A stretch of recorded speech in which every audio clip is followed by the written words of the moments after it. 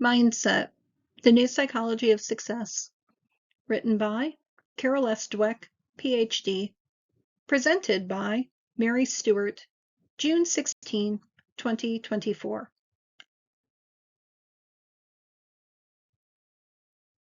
In mindset, Dr. Dweck refers to two types of mindset. The first being fixed, carved in stone, it is what it is, there's no changing, you are who you are based on how you were born. Growth mindset is more of it is what it can be, that you aren't carved in stone, that if you're willing to embrace the change and do the work necessary, you can and become anything you wish to achieve, that intelligence is not fixed or finite.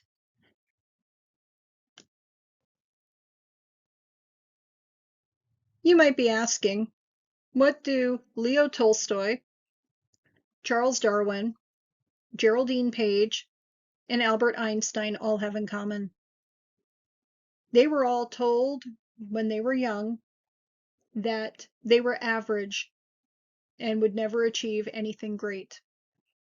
By refusing to accept this fixed outlook and embracing the opportunity to grow and improve and develop, they all became extraordinary leaders in their industries of literary, science, and acting.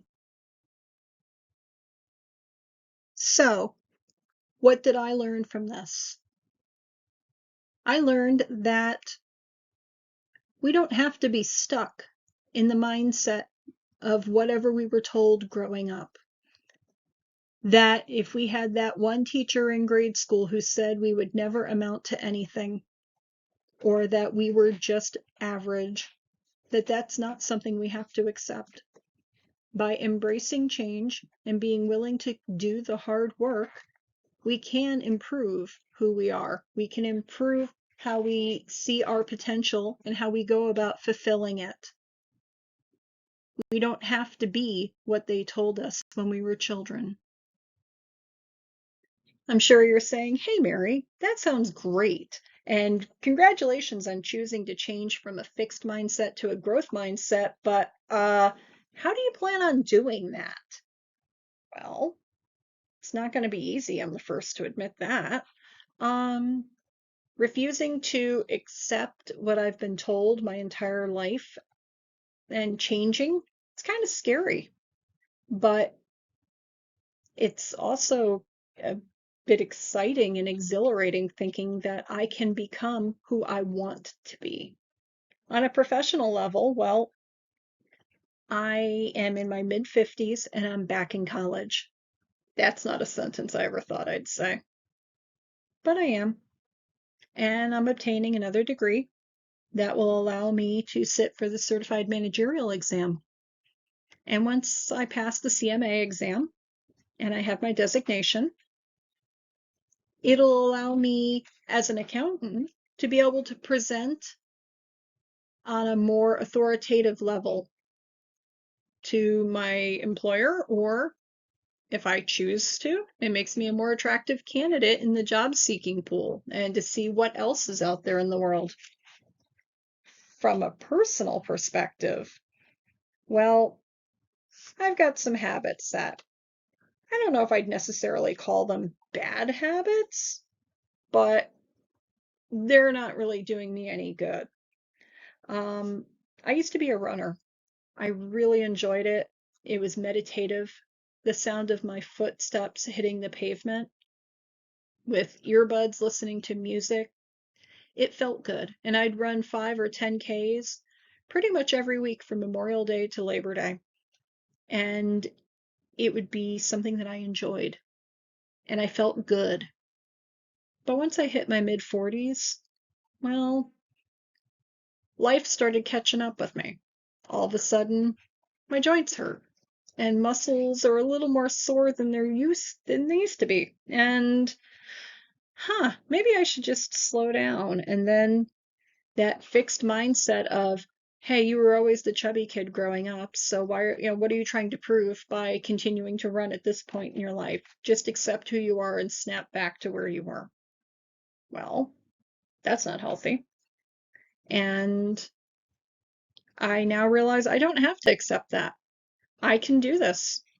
I've met up with a group of people that are similar age, similar mindset as me, and we're agreeing to let's give this a try. We're doing a Couch to 5K program, which hopefully by the end of next month, we'll see all of us accomplishing, in their cases, their first 5K, and in my case, the first 5K I've done in about 8 years. And I know my timing isn't going to be anywhere near what it used to be, but it's allowing me to grow, to show that I can do this. I can be anything I want to be. I just need to put in the hard work and do it. It's also another thing I took from this book is that it's okay for me to put my own oxygen mask on first and then help my family with theirs. And then if I have something left over that I feel I can give, that I can do that for my employer. I'm going to reprioritize my life. It's not going to be work driven. 60 hours a week, working every Saturday, 6 days a week type of thing. That's not healthy. And I'm learning to say no. Part of my fixed personal mindset has always been a people pleaser. Be the one in the middle to make everything happy and to calm everybody down. Okay, you're not able to do it. Well, I'm going to step in and do it for you because it'll make everybody happy to see this job done. Well, I just don't feel I have to be the person to do that anymore. Let somebody else take that on.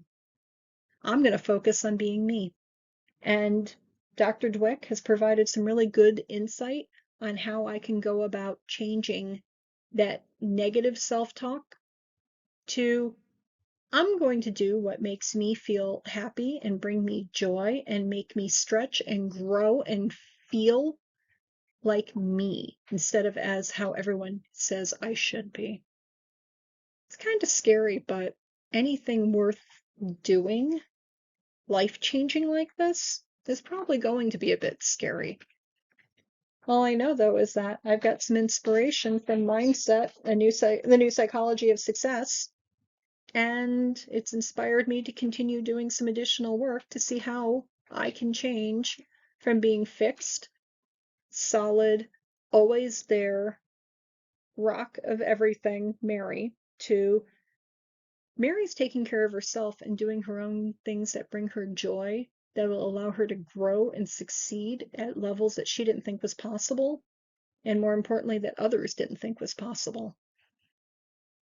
With hard work and determination, I'm going to prove that it is possible.